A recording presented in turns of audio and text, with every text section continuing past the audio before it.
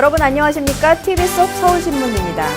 19대 국회가 개원도 못했으니 문호동 무임금 원칙에 따라서 세비를 반납하겠다. 새누리당이 이렇게 결정했습니다.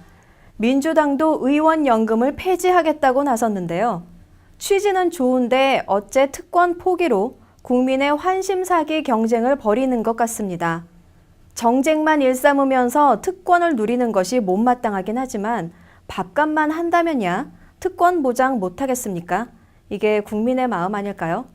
한 주간 소식을 만나보는 TV 속 서울신문 시작합니다.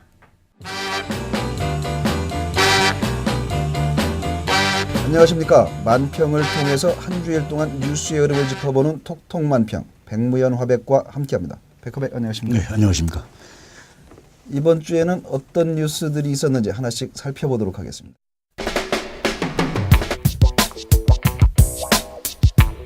민주당이 그 모바일 투표를 둘러싸고 논란이 좀 있는데요. 네.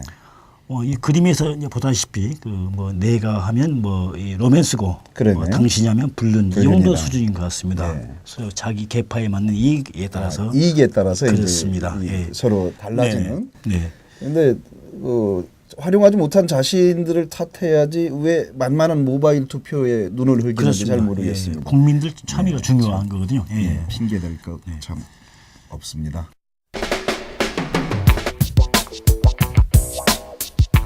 과거에 있었던 일과 지금에 있었던 일을 대비시켰군요. 네, 그렇습니다. 설명해 주시죠. 우리나라 그 정치 사회에서 그 적대적 공존을 이뤘던 그 시대가 있었는데요. 1970년대 그 김일성과 박정희 관계라고 볼 수가 있을 겁니다. 그 당시에 그 김일성과 박정희는 유신 체제와 그 다음에 유일 체제를 서로 그 맞바꾸면서 이제 서로 오래 해먹는 그런 그 적대적 공존을 가져왔는데요. 최근에 이석기 그 통합진보당 의원의 어떤 그 애국과 논란이 있었죠. 결국 그것도 이제 결국 새누리당과 통합진보당이 어떤 그 적대적 공존을 위한 게 아닌가. 서로 이게 필요하다는 거죠. 그렇습니다. 이게 참 이 죽이 잘 맞네요. 그렇습니다. 그죠? 죽이 이렇게 잘 맞으니 참 오래도록 마르고 닳도록 세금 좀 축내실 분들입니다. 네.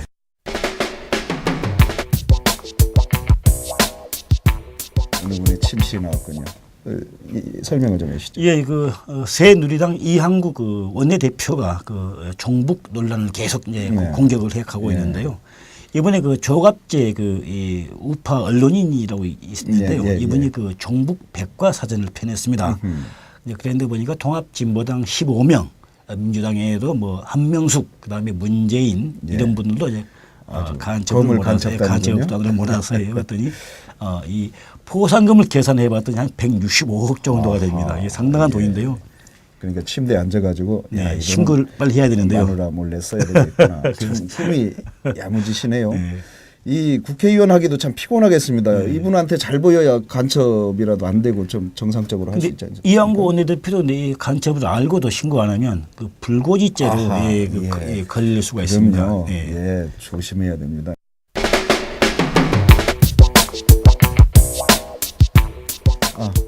또 튀는군요, 누가? 여기 또 형님하고 어떤 내용입니까? 그 통합진보당의 그 부정선거 사건이 결국 그 여당인 새누리당에서도 이 발생을 하고 말았습니다. 그래서 당원 명부도 유출이 되었고요. 결국 또 부정선거로 인해서 국회의원 한 명이 또 탄생을 했는 그런 그 통합진보당 못지않는 사건이 났습니다. 참 그 밥에 그렇습니다. 나무네요. 그죠? 네. 그 밥한테 그 나물이 형님 하시네요. 그렇습니다. 이게 누구를 뭐라고 하겠습니까? 이 모양이니. 네. 이 모양이니 참 답답합니다.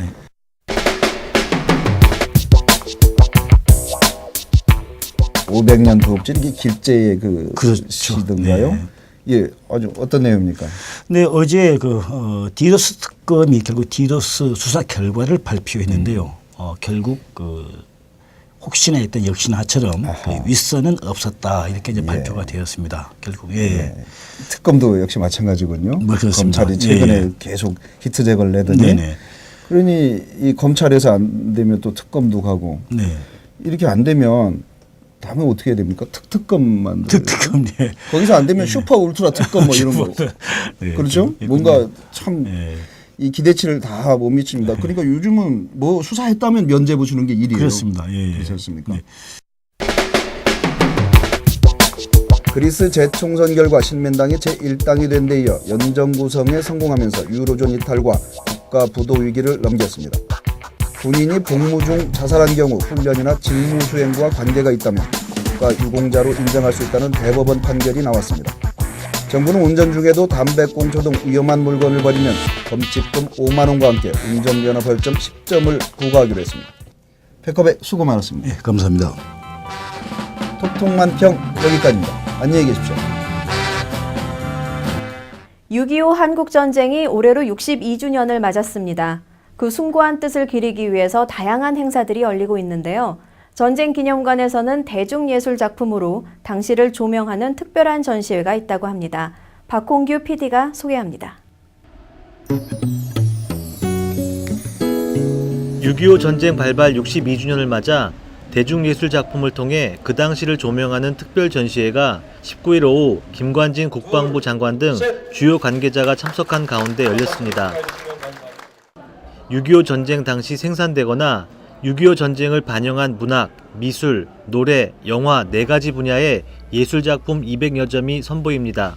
문학, 미술, 음악, 영화 등 대중적인 그 소재로서 소프트한 것으로 6.25 전쟁을 좀 해석해 보려는 그런 시도로 기획되었습니다.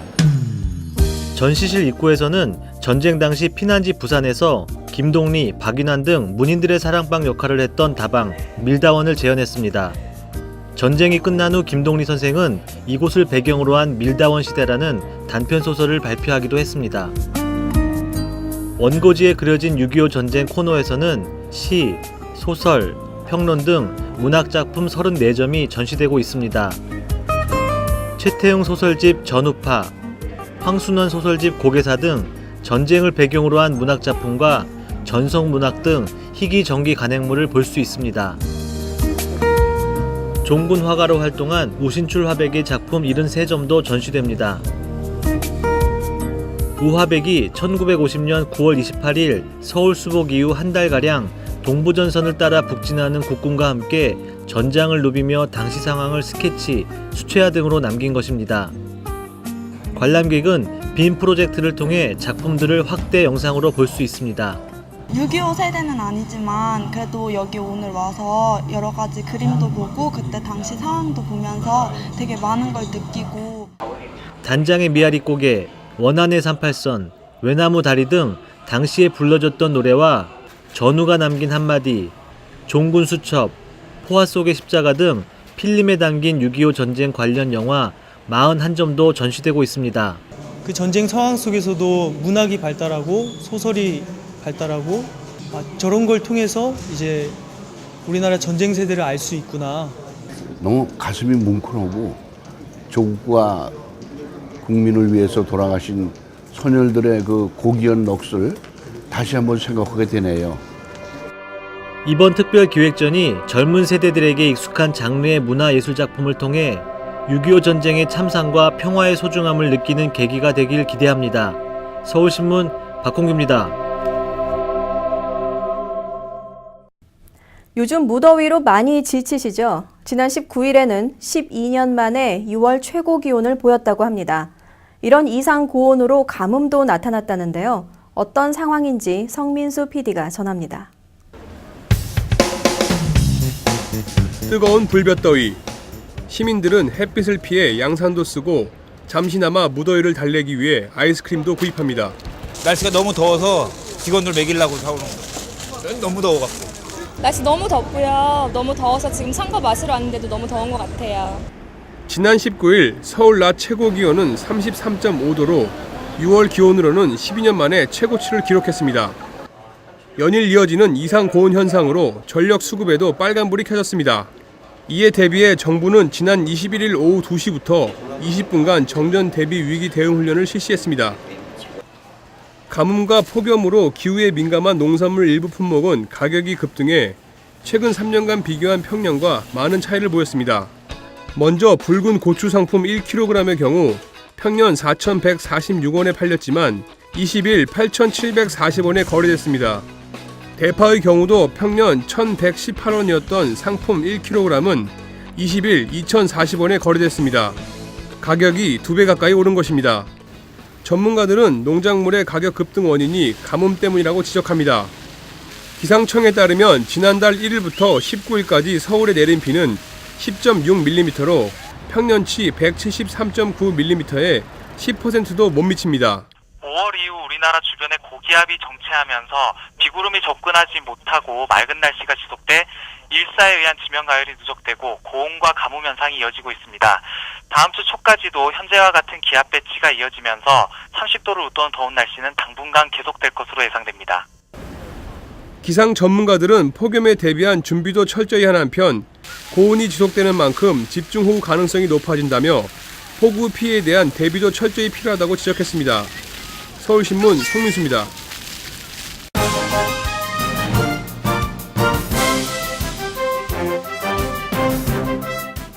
우리나라에서 하루 유동인구가 가장 많은 곳이 어딜까요? 많은 분들이 서울 명동을 떠올리실 텐데요. 강남대로가 명동보다 2배 더 많다고 합니다. 그 한쪽을 담당하고 있는 서초구가 그 거리를 가장 깨끗하고 안전한 곳으로 만들겠다고 나섰는데요. 진익철 서초구청장에게 그 해답을 들어봤습니다. 그래서 우리는 청와대 의정과장 하면서 그 프롬프트 설치하는 것까지도 다 챙기고 이러기 때문에 우리 대한민국에는 기초지방자치단체가 230개 정도 있는데 서초가 15.1%인가 이래 해가지고 증가율이 제일 높아졌어요. 제가 취임하기 전에는 하루에 어린애가 한 10명 정도 태어났는데 요새는 하루에 12명, 그 대한민국의 미래의 일꾼이지 않습니까? 미래의 경제력이지 않습니까? 상당한 의미가 있습니다. 최근에 3개월부터 한 1년 동안 무료로 아이 돌보미를 양성해가지고 산모가 그 아기를 낳으면은 산모 건강 체크 또 그 태어난 아기의 건강을 뭐 체크하기 위해 가지고 한 달 동안 이렇게 사람을 보내준다든지 작년도에는 또 특히 그 서초 다산 장학재단 설치 조례를 그 제정했어요. 그거는 이제 무슨 뜻이냐면은 글자 그대로 다산 셋째 아이 넷째 이상 그 서초구에 오랫동안 살고 대학생인 그런 자녀를 둔 그런 가정에다가 대학 등록금 전액을 지원해 줄 수 있도록 그 조례를 제정을 했어요. 우면산 그 항구 복구를 최우선적으로 마무리를 해야 됩니다. 거기에 이제 공사하는 시공사가 있고 그거를 또 공사를 감리하는 감리회사가 있어요. 그렇지만은 그거는 주민들 입장에서 보는 게 아니지 않습니까?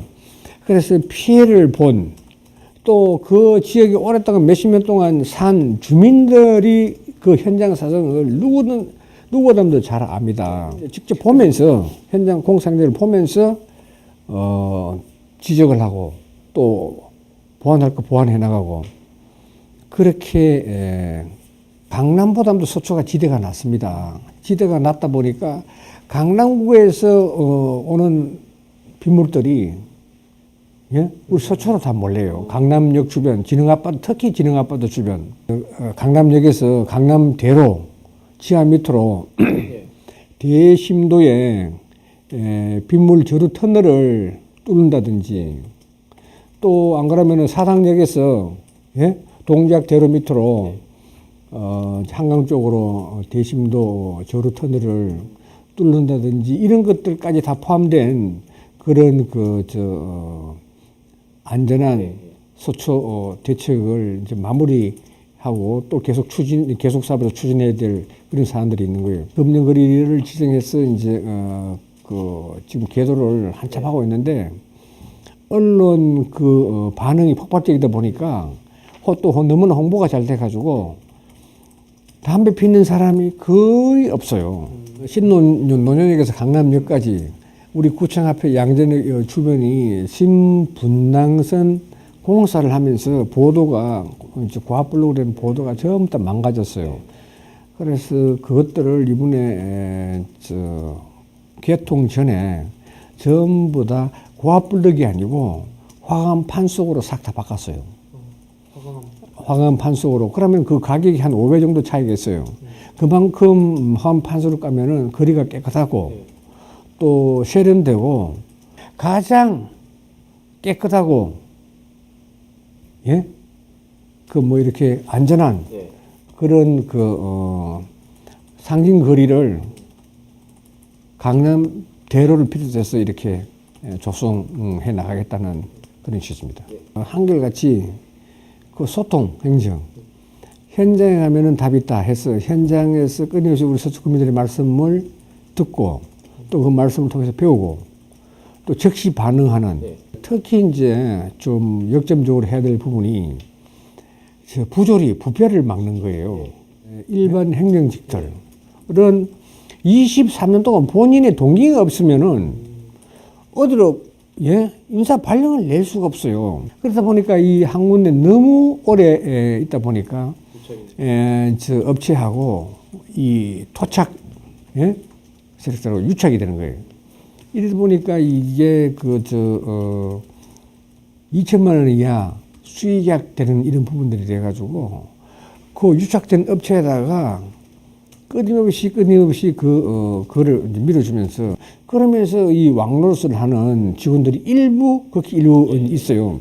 이런 부분들까지도 수익약 할 수 있는 이런 부분들도 전자공개 입찰에 다 돌림으로 해가지고 부조리의 여지를 아예 없애는 거. 그리고 또 이제 예산의 한 푼이라도 우리 구청장이 쓸 수 있는 기간 업무 추진비 이런 것도 작년부터 공개를 벌써 다 해버렸어. 인터넷에 바로 공개를 하고 또 각 부서별로 우리 과장, 국장 뭐 이런 분들이 쓸 수 있는 시책 업무 추진비도 쓰고 난 데는 전부 다 바로바로 이렇게 공개 함으로 해가지고 예산 낭비 이런 부조리의 소지를 아예 근원적으로 없애 나간다 그런 게 하나의 큰 목표고 또 과제입니다.